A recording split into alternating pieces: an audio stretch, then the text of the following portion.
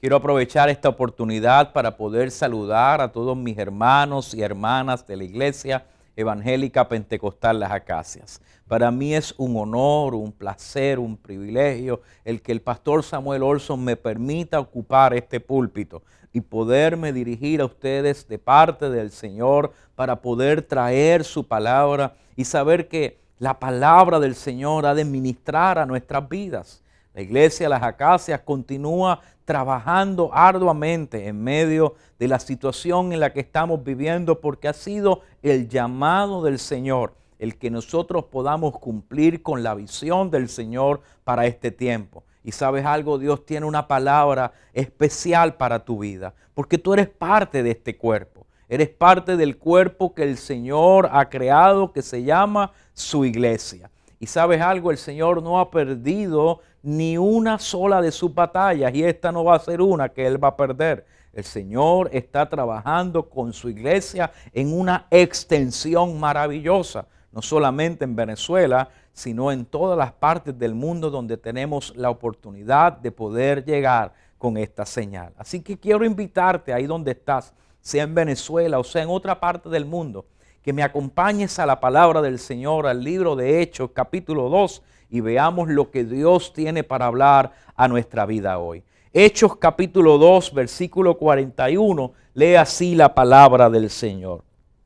Así que los que recibieron su palabra, mire bien, los que recibieron su palabra fueron bautizados y se añadieron aquel día como 3,000 personas. Y perseveraban en la doctrina de los apóstoles, en la comunión unos con otros, en el partimiento del pan y en las oraciones.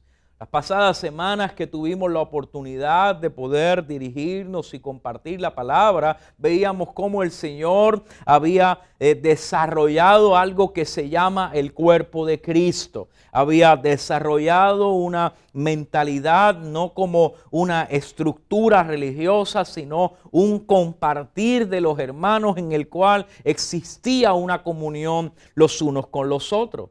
Pero ¿cómo comienza esa realidad? ¿Cómo comienza la iglesia? Bueno, la iglesia realmente no comienza con una estructura organizacional, con una mentalidad estructurada, sino más bien como una espontaneidad del Espíritu programada por Dios mismo, de tal manera que en un contexto difícil en el cual se encontraban el pueblo judío, pudiera venir la esperanza del mundo y desarrollarse lo que sería la salvación de la humanidad. ¿Por qué yo digo esto? Porque es a través de Cristo que viene la salvación, no solamente para los judíos, sino para el pueblo gentil. Hoy tú y yo estamos aquí congregados a través de esta red porque hace más de 2000 años se cumplió la profecía dictada desde el Antiguo Testamento de que el deseado de las naciones había de venir como bendición para el mundo entero. Recuerda esa palabra que Dios le da a Abraham: en ti serán benditas todas las familias de la tierra. Esa promesa que Dios le da al pueblo de Israel en Abraham se cumple en Cristo. Y Cristo le dice a sus discípulos: no se vayan de este lugar, no se vayan de Jerusalén. Tú conoces la historia, Hechos capítulo 1, versículo 9, hasta que venga sobre vosotros el Espíritu Santo. Y recibiréis poder y me seréis testigos en Jerusalén, en Samaria, en Judea y hasta los fines de la tierra. Este texto que estamos viviendo se desarrolla hablando en ese día de Pentecostés. El día donde el Espíritu Santo desciende sobre a esos 120 que se encuentran en el aposento alto. Hay un gran estruendo, hay un movimiento en el cual todos los judíos que estaban en ese lugar, judíos y judíos griegos, acuden a ese lugar del aposento alto. Un lugar maravilloso ahí en Jerusalén, que si usted ha tenido la oportunidad de viajar a Tierra Santa, es un lugar donde la presencia del Señor uno la puede percibir en cada uno de los lugares. La historia que representa ese aposento alto es maravillosa, y allí comienza la historia de la iglesia, con un estruendo como de muchas aguas, donde comienzan a hablar en otras lenguas y se levanta Pedro y comienza a predicar el primer mensaje evangelístico que se data de ese libro de Hechos capítulo 2. Y qué maravilloso que dice ese versículo 41, que en ese mismo día recibieron su palabra. Escúcheme bien. Lo primero que ocurre en la iglesia del Señor, en esa primera iglesia, es que recibió la palabra del mensaje del evangelio en sus vidas. ¿Por qué yo comienzo esta reflexión de esta manera? Porque la iglesia tiene que seguir predicando el mismo mensaje que Pedro predicó en el libro de Hechos capítulo 2. Necesitamos recibir el mensaje de la redención de nuestros pecados. No importa en qué parte del mundo tú estés, no importa la situación en la que estés viviendo, tu lugar socioeconómico, tu estatus económico, político, la buena noticia es que Cristo ha muerto y resucitado por nosotros para darnos salvación y darnos vida. Oh, querido hermano, entonces tú y yo podemos adorar al Señor porque Él nos ha dado un mensaje que hemos recibido y atesorado en el corazón, y ese mensaje nos ha hecho sus hijos. ¿Sabes algo? Cada vez que yo llego al aeropuerto de Maiquetía, me hace sentir el que no solamente soy un puertorriqueño que llega a Venezuela como un invitado, y yo le he dicho en otras veces, sino como un venezolano que ha pasado un tiempo fuera del país y vuelve a llegar. Tal vez yo no nací en Venezuela, tal vez yo no nací en esa tierra, pero la manera en la que el pueblo de Venezuela me ha aceptado a mí y a mi familia me ha hecho sentir venezolano. Por eso cada vez que tengo la oportunidad de poder dirigirme a mis hermanos en Venezuela, sé que estoy hablándole a mi familia. Ese es el mensaje del Evangelio. Tal vez tú y yo no nacimos en el Evangelio. Tal vez tú y yo no nacimos en una familia en la cual se predicara el mensaje de Dios. Tal vez vivíamos alejados de Él, pero cuando recibimos su palabra, fuimos insertados en su pueblo y ahora somos recibidos en una gran familia, la cual se conoce como la familia de Dios. Tenemos familia en Él. Esta primera iglesia comienza aceptando la palabra de las buenas noticias. ¿Has aceptado esas noticias? ¿Has aceptado el mensaje del Evangelio en tu vida? ¿Es Cristo Jesús el centro y el Señor de tu vida? Habrá algunas personas que pueden preguntarse en esta hora, ¿por qué me estoy congregando? ¿Por qué estoy viendo esta predicación? ¿Por qué el domingo en la mañana me estoy sentando a oír o escuchar este mensaje? Es porque le perteneces a Dios. Pero no basta con simplemente escuchar el mensaje. Yo necesito recibirlo, necesito creerlo, necesito apoderarme de él, atesorarlo en el corazón. Y es mi invitación en esta mañana que si aún no has recibido a Cristo Jesús en tu corazón, este sea un día de salvación para tu vida. Que puedas hoy ser parte de esta gran familia aceptando el milagro de salvación, aceptando lo que Cristo hizo por ti en la cruz del Calvario. Y recuerda que mientras nosotros estamos predicando, usted puede también escribirnos y si desea aceptar a Cristo, hágalo inmediatamente. Será un honor para nosotros poder incluirte en nuestro tiempo de oración y que seas parte de la iglesia del Señor. Y ese día en Hechos capítulo 2 versículo 41 dice que se añadieron como 3,000 personas. O sea, hubo como 3,000 personas que recibieron el mensaje del apóstol Pedro y se añaden no a una estructura, no existían todavía templos, no a una organización, sino que se añaden a una realidad nueva en sus vidas. Escúcheme bien y necesito darte un contexto para que lo puedas entender. Esta primera iglesia realmente era compuesta por judíos que estaban recibiendo a Cristo como su Mesías, como su Señor, así que vivían dentro del mismo pueblo judío, en la misma Jerusalén, y ahí mismo comienza a haber una división entre los que aceptaban a Cristo Jesús como su Mesías y los que no. Comienza a haber una pelea entre los mismos judíos, entre los mismos hermanos, porque hay como 3,000 personas que están diciendo que ese que murió en la cruz del Calvario se levantó de entre los muertos, ha ascendido al cielo y ha prometido que ha de regresar por ellos. Siempre el mensaje del Evangelio va a crear disensiones en nuestros pensamientos y nuestras relaciones, porque nos va a llevar a confrontarnos con una realidad. Tú y yo creemos en una verdad que el mundo no puede ver. Así que ellos, en esa civilización grecorromana en la cual ellos se encontraban viviendo, comienzan a vivir dentro de su sociedad un estilo de vida distinto. Yo quiero hacer énfasis en esto. Cuando estos 3,000 se convierten al Evangelio y reciben a Cristo, ellos no son expulsados de su casa y no son expulsados de Jerusalén. Ellos continúan viviendo en Jerusalén. Continúan yendo al templo a hacer sus rituales. Ellos son judíos, ellos creen en el judaísmo, pero ahora están viendo otra manera de vivir, están viendo otra manera de comportarse y de poder conocer y entender que hay una revelación nueva en sus vidas.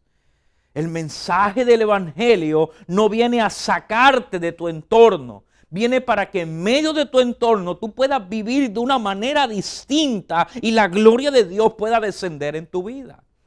Mire, algunas personas piensan que ser cristiano es alejarte de todo lo que existe y vivir como en una burbuja. Hoy yo vengo a enseñarte por medio de la palabra del Señor que Dios no te llama a vivir en una burbuja. Dios te llama a vivir en Caracas, a vivir en Venezuela, a vivir en Colombia, a vivir en Estados Unidos, en medio de un ambiente difícil, pero sabiendo que has conocido una buena noticia y la has recibido y hay una nueva manera de vivir que cambia tu entorno y te convierte en una luz en medio de las tinieblas. Entonces la pregunta que debemos de hacernos es, si ya yo he recibido el mensaje del Evangelio, si ya yo entiendo que Cristo Jesús es el centro de mi vida y el Señor de mi corazón, entonces ¿cómo yo debo de comportarme dentro del ambiente de una iglesia sabiendo que soy la iglesia del Señor? Habiendo hecho toda esta introducción, vamos a ir al texto para entender cómo esta nueva comunidad de fe comienza a desenvolverse en una sociedad que no acepta el mensaje, pero que ellos comienzan a multiplicarse para la gloria de Dios, llegando hasta nuestros días. Vamos a la palabra del Señor en el versículo 42, por favor. Versículo 42. Una vez estos 3,000 comienzan a recibir la palabra, la Biblia me dice que estos como 3,000 junto con los apóstoles y estos primeros cristianos perseveraban en la doctrina de los apóstoles. Y yo voy a utilizar este versículo en los 15 o 20 minutos que me quedan para poder ir desglosando la manera en la que se comportaba esta primera comunidad y la manera en la que tú y yo debemos comportarnos. Lo primero que debemos de entender es que este versículo 42 dice que estos primeros discípulos, primeros cristianos, perseveraban. Y antes de pasar a en qué perseveraban, yo necesito entender bien esa palabra. La palabra perseverar o perseveraban en el idioma original es proscartereo. Proscartereo. ¿Y qué significa proscartereo? Viene de dos palabras. Pros, que significa hacia, cartereo, que significa aumentar en. O sea que estas personas lo que hacían era aumentar, iban en aumento en un crecimiento de lo que la palabra del Señor iba siendo enseñada en sus vidas. Voy a detenerme ahí un momento. Perseverar no significa solamente el mantenerme creyendo. Significa un constante crecimiento hacia un punto en específico. O sea que estas personas que hoy han conocido a Cristo en sus corazones comienzan un proceso y un desarrollo en sus vidas de tal manera que desde el punto donde ellos están van a comenzar a crecer en la fe de lo nuevo que han conocido. Porque yo enfatizo en esa realidad.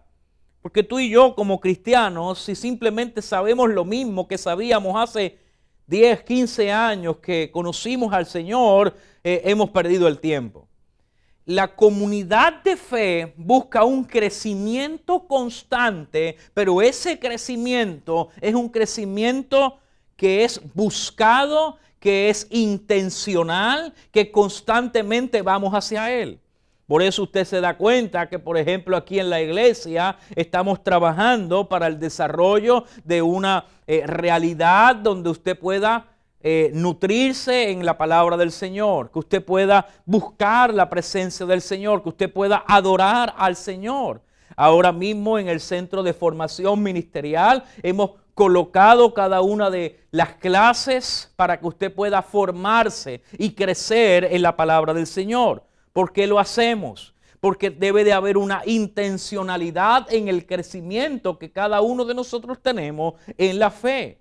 La iglesia de Jesucristo crece por medio de la perseverancia, por medio de la intencionalidad a buscar al Señor. Cuando tú y yo intencionalmente nos levantamos en la mañana y buscamos la presencia del Señor, no es algo que de momento ocurre, es algo que tú y yo hemos planeado. Mire, yo necesito que usted pueda comprender algo. Uno no busca al Señor por casualidad. Uno no crece en la fe por una casualidad. Necesitamos crecer porque es el anhelo de nuestro corazón crecer ante la presencia y la palabra del Señor.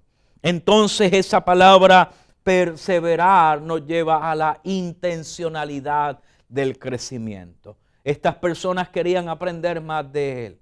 Querían aprender más de esa palabra. Querían aprender más de lo que Pedro les había hablado. Querían aprender más acerca de ese Cristo que caminó 3 años. Ese Cristo que murió en la cruz. Ese Cristo que se levantó de entre los muertos.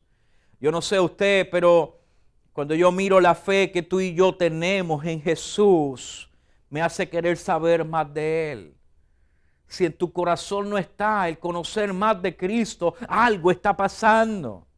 La perseverancia de la que nos habla Lucas en este texto tiene que ver con una intención del corazón a poder profundizar en un crecimiento que me lleve a conocer más acerca de lo que me están hablando.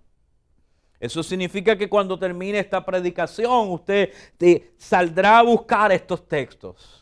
Usted volverá a leer las Escrituras. Usted querrá leer el capítulo completo de Hechos, capítulo 2. Usted querrá leer el libro de Hechos completo. ¿Por qué? Porque usted no se puede quedar con lo que el predicador le está diciendo un domingo en la mañana. Usted quiere crecer más, usted quiere conocer más, usted quiere llenarse y nutrirse de la palabra del Señor. En cómo yo puedo entonces perseverar, cómo yo puedo crecer en esa fe. Mira lo que dice el versículo 42 de nuevo, ponlo por favor. Estos muchachos, esta primera iglesia, no perseveraba en sus propias fuerzas o en las conductas judías o en la religión que se le había enseñado. Ellos perseveraban en la doctrina de los apóstoles. ¿Y qué es esa doctrina? Es la enseñanza de los apóstoles. La palabra en griego es el didaché. ¿Qué significa esto? No era que los discípulos fueron a donde ellos y le dijeron estos son los códigos de conducta por los cuales ustedes tienen que hacer. Muchos de nosotros pensamos que venir a la iglesia es tener un código de conducta, es tener una manera de comportarse, es tener un código de vestimenta, es tener un lenguaje en el cual hablar. Escúcheme bien, no es el código de conducta o la religiosidad la que te hace entender la vida de Cristo. Es el poder enseñar quién es Jesús, qué Él hizo, cuáles fueron sus palabras, cuáles fueron sus parábolas, cuáles fueron sus hechos, por qué Él vino al mundo, por qué tú y yo debemos de creerle a Él. Los primeros discípulos se dedicaron a enseñar lo que habían visto y oído de Él. Esta doctrina apostólica tenía que ver con lo que los discípulos habían visto de primera mano. Mire, escúcheme bien, estos 11 habían comido con Él, habían caminado con Él, habían navegado con Él, lo habían visto sanar los enfermos, lo habían visto calmar los vientos y la tormenta. ¿De qué usted cree que los discípulos iban a hablar? Iban a hablar sobre los 3 años que habían visto al Mesías caminar con Él, que le habían visto ir a la cruz, que le vieron cuando resucitó de entre los muertos y que le vieron ascender al cielo. Mire, hermano, esto me lleva a una realidad que hoy la iglesia debe de tener. Si simplemente nosotros tenemos doctrinas religiosas y eclesiológicas, solamente tendremos palabras que hablarle a la humanidad. Esta primera iglesia no hablaba de las escrituras del Antiguo Testamento como documentos históricos. Ellos podían decir, nosotros hemos visto al Cordero de Dios que quita el pecado del mundo. Cuando hablamos del Salmo 23, Él es mi pastor y nada me faltará. Ellos podían decir, ese es el Cristo, el pastor. Él nos pastoreó a nosotros. Cuando ellos hablaban de aquel que creó los cielos y la tierra, ellos podían decir, en el principio era el verbo era con Dios y el verbo era Dios. ¿Cuál era la doctrina de los apóstoles? Sino aquella que enseñaba a mirar a Cristo en cada una de las escrituras.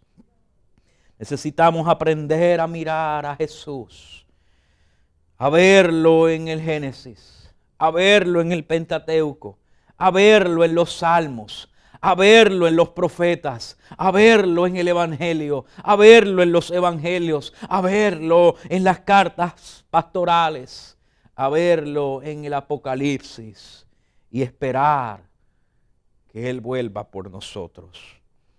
Los primeros cristianos crecían en la testimonio de los apóstoles, de lo que habían visto de primera mano.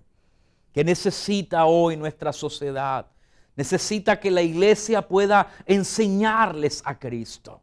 Tu familia no necesita conocer cuánto griego, cuánto hebreo tú sabes. No necesita conocer las doctrinas de tu iglesia. No necesita conocer los dogmas por los cuales tú vives. Lo que necesitan es que tú puedas enseñarles a Cristo a través de tu vida y tú perseveres en la búsqueda. Mientras más buscas a Cristo, más la gente va a ver a Cristo reflejada en tu vida.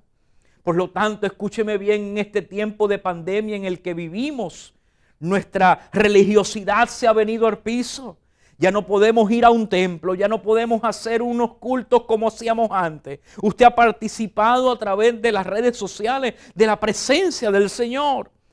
La religiosidad se nos ha destruido, pero el mensaje sigue siendo el mismo. Mientras más yo me acerco a Él y más aprendo de Él, más testimonio puedo dar. Estoy caminando con Él. Más adelante podremos trabajar más sobre la doctrina de los apóstoles y espero tener la oportunidad de poder enseñártela. Pero tengo que ir caminando. Lo segundo que nosotros vemos, ellos perseveraban en la comunión los unos con los otros. Es esa comunión, esa diaconía, esa relación los unos con los otros la que podía identificar esta familia de la fe. Queridos hermanos, hoy más que nunca necesitamos romper con nuestros paradigmas religiosos y buscarnos los unos a los otros. Somos un solo cuerpo, como hemos hablado anteriormente. Y es esa coinonía, esa unión de los hermanos, la que permite que la presencia de Dios fluya a través de nosotros. La Biblia dice, bueno es habitar los hermanos juntos en armonía, porque allí envía Jehová bendición y vida eterna. Tal vez no podemos estar en el templo, pero nadie nos puede robar que estemos en comunión los unos con los otros. Por último, vemos que perseveraban en el partimiento del pan y en las oraciones. Esto es tan importante, queridos hermanos, porque tú y yo podemos acercarnos a la mesa del Señor constantemente. Cada primer domingo del mes tenemos la oportunidad a través de estas plataformas de acercarnos a la mesa del Señor. Acercarnos al sacrificio hecho por Cristo en la cruz del Calvario. Comemos su carne, bebemos su sangre, símbolos de lo que Él hizo por nosotros. ¿Por qué participaban del pan? ¿Por qué participaban del partimiento del pan? Porque confesaban y decían, es por su carne y por su sangre que tenemos salvación. Queridos hermanos, no nos cansemos de confesar lo que Él hizo por nosotros. No nos cansemos de recordar lo que Él hizo por nosotros. No nos cansemos de orar los unos por los otros, porque solamente Él es el que trae palabras de vida eterna. Queridos hermanos, el tiempo va avanzando y yo necesito dar mi conclusión. La palabra nos está enseñando que esta primera iglesia, estos primeros como 3,000, se dedicaron a la búsqueda de la enseñanza de los apóstoles, poder perseverar y crecer y conocer más acerca de Él, acerca de quién es Cristo. Se perseveraron en conocerse los unos a los otros y tener las cosas en común. Perseveraron en el partimiento del pan y orar los unos por los otros. Esa misma realidad de esa primera iglesia es el llamado de Dios a esta iglesia del 2020. Un llamado a perseverar, a buscar más de su presencia, a acercarnos más a Él, a que nuestro carácter sea más como el de Él, a poder recordar lo que Él ha hecho por nosotros y compartir los hermanos juntos, orando por las necesidades que a cada uno de nosotros tenemos. Porque es el Espíritu de Dios que ha sido enviado a la iglesia, el que la suplirá para su gloria y para su honra. Es mi oración en esta mañana, que hoy tú y yo podamos orar por una iglesia que se levanta en la búsqueda de la enseñanza apostólica, Cristo Jesús, nuestro Señor. Quiero invitarte ahí donde estás, que inclines tu rostro y me acompañes en oración. Padre, te alabamos en esta mañana. Te exaltamos, Señor, porque solo tú eres el Cristo. Jesús, tú eres nuestro Señor. Y hoy te pedimos, Señor, que agarres, Señor, en tu mano toda tu iglesia en el mundo entero. La coloques, Señor, en tu mano y podamos sentir para lo que hemos sido llamados, a dar testimonio de aquel que nos ha llamado. Permítenos como iglesia poder ejercer el ministerio para el cual nos has llamado, anunciar las virtudes de aquel que nos llamó de las tinieblas a su luz admirable. Bendice a mis hermanos y a mis hermanas y fortalécelos en la fe en este tiempo difícil. En mi oración en el nombre poderoso de Cristo Jesús. Amén.